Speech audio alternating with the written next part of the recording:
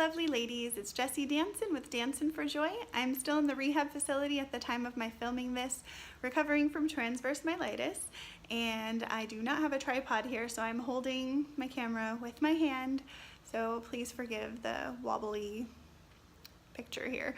But I wanted to address something, just being real, being genuine.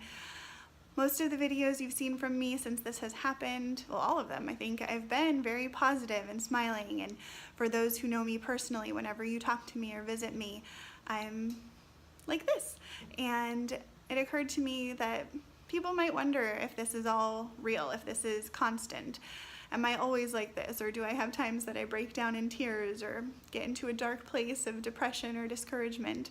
So I wanted to just be really transparent and let you know how that has been on this journey. So the first couple weeks, without looking at a calendar, I think March 13th of 2018 is when my first symptoms began, and it was that was a Monday, and it wasn't until Friday that I was hospitalized. Then I was let go the following Monday, had outpatient treatment, and then I think it was the following Monday after that, so 1 week later, that I was hospitalized again at a different hospital for a different treatment when they had accurately diagnosed my transverse myelitis. I was in that hospital until a Friday, and then moved here to the rehab center. So it was a good couple weeks before I even made it into rehab. And I've been here for 2 entire weeks now. I've got 1 more week until I get to go home. So during those first few weeks before I got to the rehab center, it was just busy. My symptoms were developing. We were doing testing. We were having doctor's appointments. I was having treatment. It was just kind of fast-paced. And so I didn't really have time to process things too much or to get too deep in thought about it. It was just like, we're taking care of what we need to do.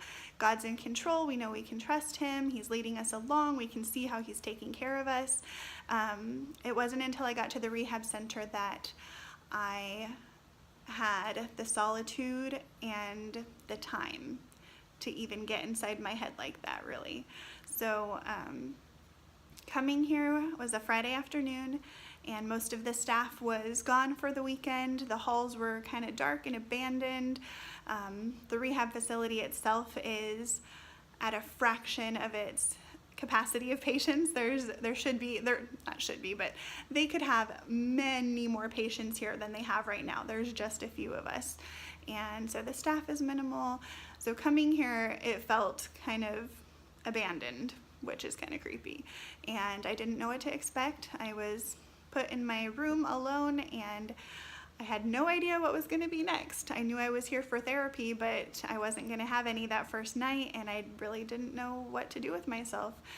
So Saturday was like that as well. I had maybe like a half-hour therapy session just because they were obligated to see me within 24 hours. And then that day, I was so lonely. My husband hadn't been able to visit me during this transition. We live 45 minutes away, and it was the weekend, so he was taking care of all the children. And so I was on my own, and I was very lonely, and I ended up texting him, just reaching out to him, like, I need you to come. I'm so lonely, so homesick. I wanted him so much, and it may sound silly, but I wanted an iced mocha so much. Like, when you're stuck in a rehab facility, you can't go out for coffee, and in a different town, I couldn't really just call somebody and say, hey, bring me coffee, please. I need my comfort food, comfort drink.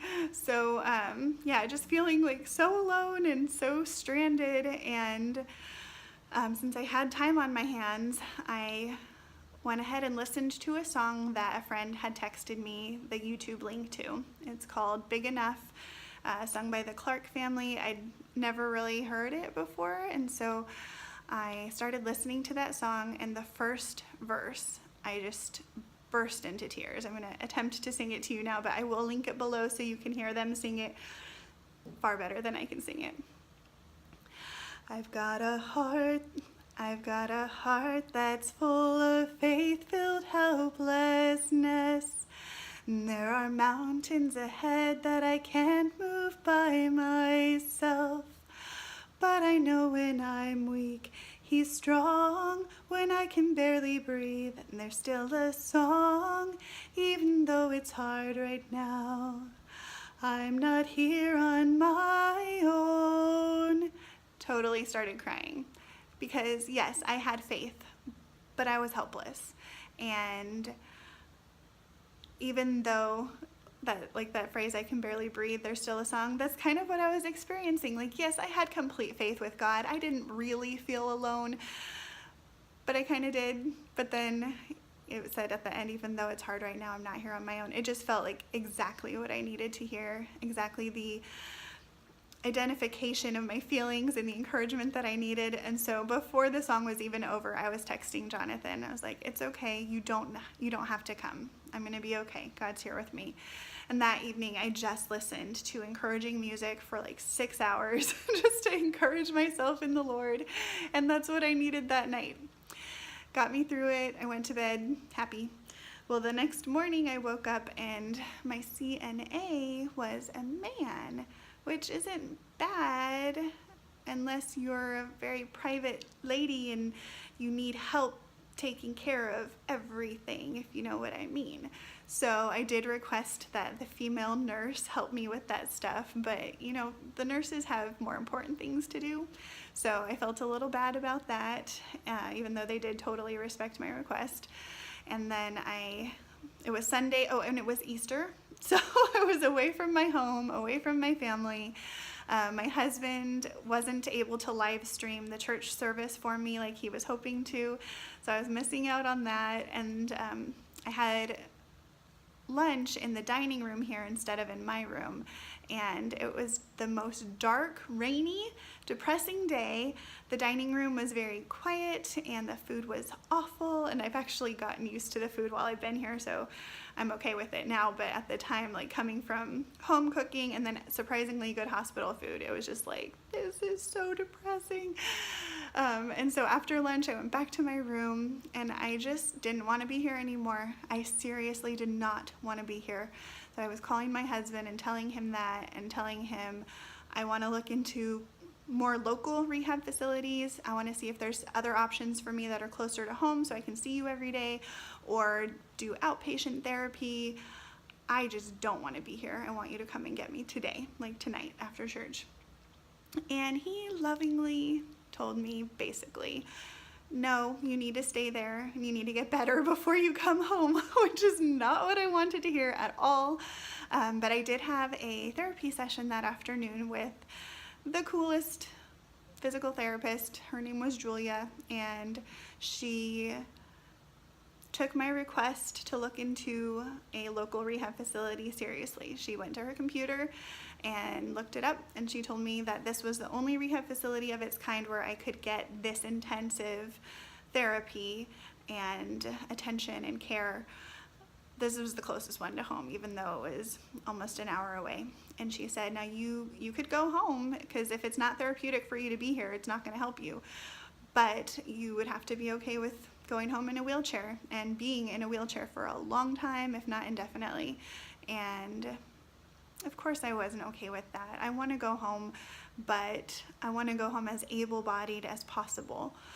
And she gave me the short-term goal of making it until the following Saturday. And she said, if you get to Saturday and you just can't stand it, then we'll send you home. And so that helped me pull through that day. And once Monday hit, I was busy. And I got used to being here, and it was okay.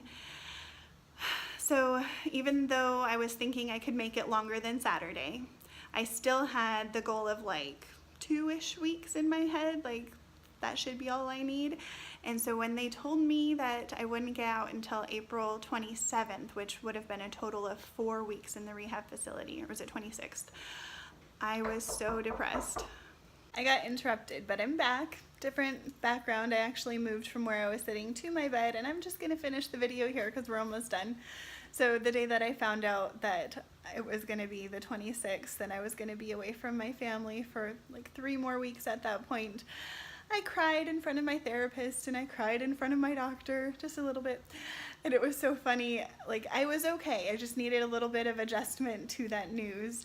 But that whole evening while I was in my room alone, nurses kept checking on me. Are you doing okay? Are you doing okay? I think they wanted to make sure I wasn't going to be utterly depressed. So that was sweet. Nice to know they all cared. But other than just those little times of needing to adjust to my new normal or whatever, I really have been happy. And it's because I know God's in control and I know that He has this path for me to walk. And even when I was telling myself I don't want to be here in this rehab facility, I was fully aware God might want me in this rehab facility. And while I would never have chosen this for myself, He has chosen this for me for a reason. And I may not know that reason, I can guess at that reason, but He has work to do in me and in the people that I will come into contact with by being here. And I've already seen some really good connections, really good conversations, things that never would have happened if I hadn't been here. And I'm grateful for that. And because I have peace in the Lord, I can have joy, and I'm not alone. One of the reasons that I haven't felt lonely is because my family, my church family, my friends have been very attentive to text me, call me, visit me, make sure that I'm not feeling lonely. My husband has brought the children to see me every few days, and so I get to give them hugs and kisses. And I will say that my reality is really odd right now. Like, it almost seems like it's real, but it's almost like it's not real or a dream. And once I'm home, this whole portion of my life is probably going to seem kind of like a dream, because I have children. I'm a mama of 5 little children, but I'm not taking care of them right now, and I only see them 3 times a week or so. So it's really strange, but it is just a season and it is temporary. And they did move my date back from the 26th to the 20th that I get to go home, and that gave me a huge morale boost to think that I get to go home so much sooner. So praise the Lord, things are going well. I have true joy in Him. The positivity that you see coming from me is not just a facade, it's genuine, and I have the Lord to thank for that. So hope this video has been encouraging, and perhaps you've gotten to know me a little bit more. If you have any thoughts or questions, please leave them in the comments down below. And if you're visiting my YouTube channel, I'd love to have you subscribe. You can hit the subscribe button, and if you want notifications when I post new videos, you can press the little bell button and give it a thumbs up if you like it. But I'm just grateful for all of you, for the friends and family who have been supporting me, and then for anyone who's watching this video, thank you for watching, and I hope you are all having a blessed day.